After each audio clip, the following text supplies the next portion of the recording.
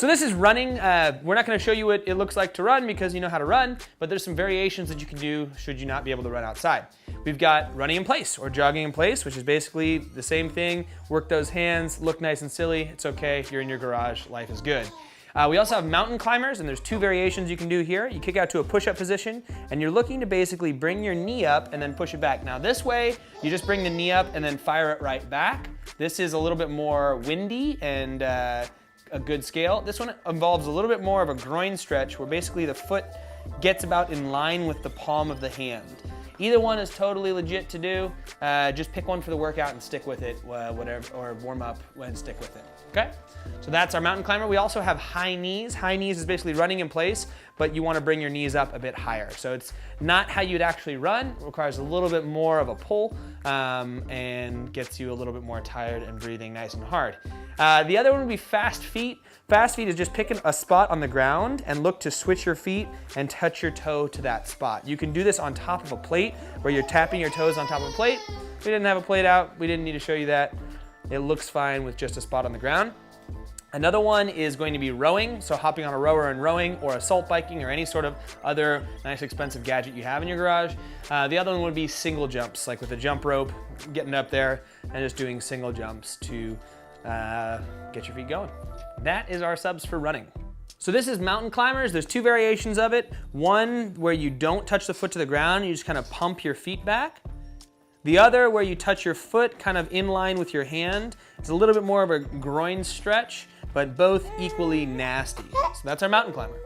So this is the walking lunge to Samson stretch. Walking lunge, like anything else, any other kind of lunge, you lunge on out. Then when this back knee hits the ground, what we're looking to do is basically tuck the hips under, get a stretch from the hip flexor here, and reach up. This is the Samson portion of it. And then you can either step back, or you can step forward, and then if you have the ability to walk out, touch knee to the ground, tuck the hips, reach up, and then step together. That's the walking lunge to Samson stretch.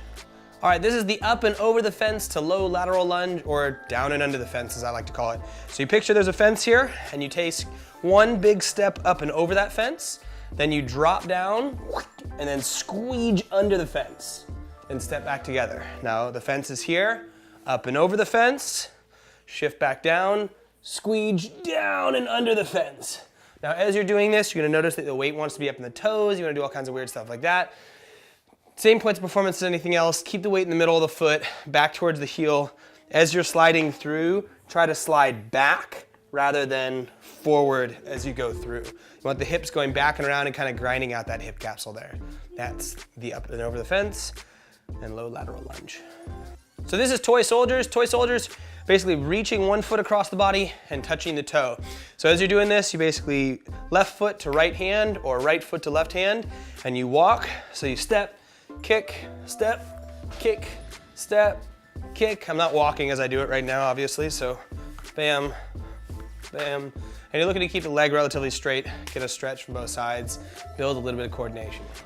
So this is a kickback. A kickback is like a burpee minus the push-up part of it. So you basically come to the ground, kick your feet back, bring your feet up, jump and clap.